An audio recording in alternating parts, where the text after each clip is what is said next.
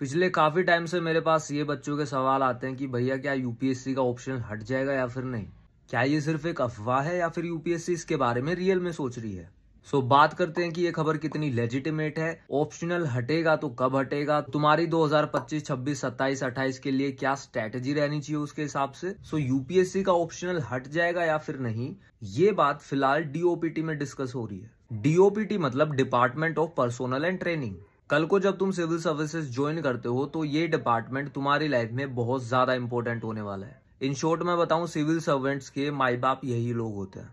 सो optional हटेगा या फिर नहीं हटेगा, सिलेबस में क्या चेंजेस होंगे, इस टाइप के जो बड़े बड़े डिसीजंस होते हैं ना, वो अकेली यूपीएससी बैठ के डिसाइड नहीं करती है। ऐसे बड़े बड़े डिसीजंस में ना बहुतों का रोल होता है, जैसे डीओपीटी है, गवर्नमेंट ऑफ इंडिया है, यूपीएससी है, लबासना है। जब यूपीएससी में GS4 एथिक्स का पेपर डाला गया, स्टार्टिंग से तो ये था नहीं, यूपीएससी में GS4 मतलब एथिक्स का पेपर इंट्रोड्यूस करना है, इस चीज की रिक्वेस्ट की थी लबासना ने।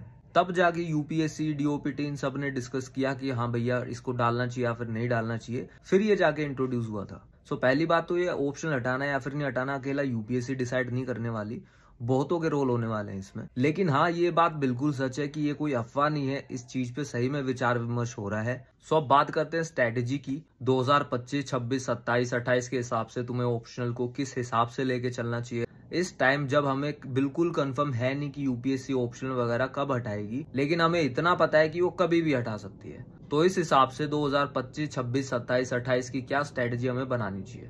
सो पहले बात करते हैं 2025 वालों की, जो 25 में देने वाले एग्जाम। सो अगर तुम्हें 2025 में एग्जाम देना है और अगर तुमने ऑप्शनल कंप्लीट कर लिया है तो अच्छी बात है, लेकिन तुम अपने ऑप्शनल को टेम्परेरीली 1.5-2 या फिर 3 महीने तक थोड़ा ब्रेक पे रख दो। मतलब जुलाई तक उसकी रिवीजन मत करो, आंसर राइटिंग मत करो, रहने दो। जो यूपीएससी का बाकी का जो सिलेबस है ना, उस पे तुम फोकस करो। तुम एसेज लिखो, आंसर राइटिंग करो, पीवाईक्यूज देख लो, GS4 की आंसर राइटिंग कर लो।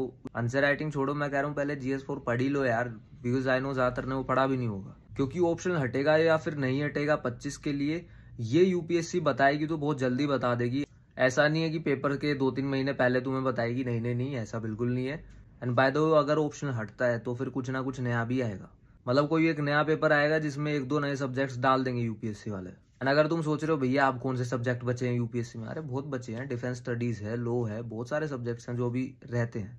खैर ये बात की बात है। अभी 2025 में अगर तुम्हें देना है, अगर तुमने पढ़ लिया है, बढ़िया बात है, 2-3 महीने होल्ड पे डाल दो। अगर तुमने अभी नहीं पढ़ा है तो भी मैं कह रहा हूँ 2-3 महीने वेट कर लो थोड़ा सा। बाकी 2025 के लिए ऑप्शन हट जाएगा, इस चीज के चांसेस बहुत बहुत बहुत ज्यादा कम है। जी हाँ, कम है। और अगर 25 के लिए हटेगा ना तो अभी 1-2 महीने के अंदर बता देगी यूपीएससी। अब बात करते हैं 2026, 27 और 28 वालों के लिए। तुम्हें भाई मैं यूं बोलना चाहूंगा, तुम आराम से शांति बरतो, अगले साल का वेट करो। ठीक है, अगले साल से ऑप्शनल पढ़ना शुरू कर लेना। अगर तुमने ऑलरेडी ऑप्शनल पढ़ना शुरू कर लिया है तो उसे कंप्लीट कर लो, पढ़ लो उसे। मतलब जरूरी नहीं है कि यूपीएससी हटाई देगी 26 में, हो सकता है ना भी हटाए। देखो, जो ऑप्शनल हटाने की बात है या फिर एज को कम करने की बात है, ये इस टाइप की बात है ना, ये कमिटीज के थ्रू आती है। मतलब कमेटी बनाई जाती है, वहां से रिकमेंडेशन आती है। सो ये बात हुई थी बासवान कमेटी में। और इस देश में यार हजारों कमेटी बनती है, हजारों टॉपिक्स पे दुनिया भर की रिकमेंडेशन दी जाती है। सिविल सर्विसेज से रिलेटेड मैं कह रहा हूँ, एक बासवान कमेटी होगी, होटा कमेटी होगी, इन्होंने बहुत सारे रिकमेंडेशन दी है। और ज्यादातर जो कमिटीज बनती है ना, इनकी रिकमेंडेशन नहीं मानी जाती, लेकिन कई बार कुछ कुछ मान ली जाती है।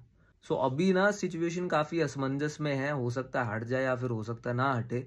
सो उसके बेसिस पे हमें थोड़ा सा अपना इस हिसाब से तैयारी करनी चाहिए ना कि हमारा टाइम भी वेस्ट ना हो। मतलब अगर तुम 2026 के लिए तैयारी कर रहे हो, ठीक है, तुम ये साल पूरा लगा दिया ऑप्शनल पे, दबा के पूरी मेहनत कर रहे हो, और अगले साल तुम्हें पता चले कि यूपीएससी ने धप्पा कर दी, तुम्हें यूपीएससी बोल रही है ऑप्शन ही नहीं आएगा 2026 में, फिर क्या करोगे यार। तो एकदम दिल सा नहीं दुख जाएगा। सो इसलिए कोशिश ये करनी चाहिए कि अपने टाइम को ज्यादा से ज्यादा वहां दो जहां पे ज्यादा रिजल्ट मिले।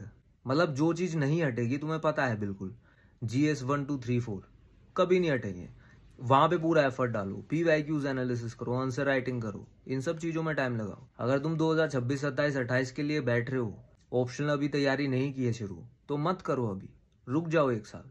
1 साल मतलब 2025 के मई जून तक वेट कर लो, ठीक है। तब तक कुछ ना पता चले तो अपना बाकी की चीजें तब तक कंप्लीट करके रखना, और मई जून में अपना ऑप्शन उठा लेना।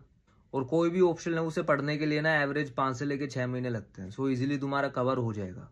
लेकिन तब तक बाकी चीजें अच्छे से कवर करके रखना हो। और ये ऑप्शन हटेगा या फिर नहीं हटेगा, इसके हिसाब से कौन सा ऑप्शनल बेटर रहेगा, जो ज्यादा टाइम ना ले और जो ज्यादा रिस्की ना हो हमारे लिए। मतलब कोई एक ऑप्शन है जो हमने चूज कर लिया और यूपीएससी ने हटा दिया उसे, लेकिन फिर भी हमें उसका जीएस में बहुत ज्यादा फायदा हो गया। इसके बारे में भी अलग से डिस्कस करेंगे, बिकॉज एक ऑप्शनल यूपीएससी ने 2014 के आसपास बोला था, ऑप्शनल फॉर ऑल।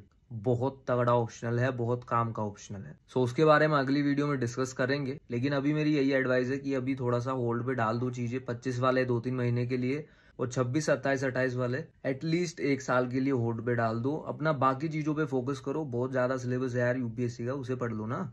एंड देखो, मेरी एक एडवाइस और मान लेना, यूपीएससी में ऑप्शनल हटेगा या फिर नहीं हटेगा, ये बातचीत चल गई है, तुम्हें पता ऑफिशियल लेवल पे चल रही है, और हमें नहीं पता ये कब हटेगा, कब यूपीएससी बताएगी, कब नहीं बताएगी। सो इसके हिसाब से ना तुम जब भी कोचिंग ज्वाइन करो ऑप्शनल की, मतलब मान लो किसी एक ऑप्शनल की कोचिंग तुम ले रहे हो, वहां पे 60,000 रुपये फीस है, 6 महीने में वो उसे कवर करवाएंगे, तो उनसे बात करके रखो कि मान लो हमने एडमिशन ले लिया और 2 महीने बाद यूपीएससी बोल रही है कि ऑप्शनल हटा दिया एग्जाम से, तो क्या हमारे पैसे वापस मिल जाएंगे हमें या फिर नहीं। मतलब आधे से ज्यादा क्लासेस तो लगेंगी नहीं ना, तो इस हिसाब से पैसे तो वापस मिलने चाहिए। भैया पैसा तो माँ बाप की मेहनत का पैसा है, ऐसे थोड़ी तुम जाने दोगे कहीं पे। सो जब भी तुम कहीं एडमिशन लो, फोन करके उनसे पता कर लेना, पूछ लेना। अगर वो राजी हो जाते हैं तो अच्छी बात है, राजी नहीं होते हैं उनसे थोड़ा रिक्वेस्ट करो कि भैया ऐसी ऐसी बातचीत चल रही है। अगर हो गया तो क्या तुम दे दोगे पैसे वापस या फिर नहीं। और मैं तो कह रहा हूँ, अगर वो हाँ भर देना, कोई प्रूफ भी रखना भाई, रिटर्न में या फिर कोई मैसेज, कॉल रिकॉर्डिंग कुछ रखना इनकी।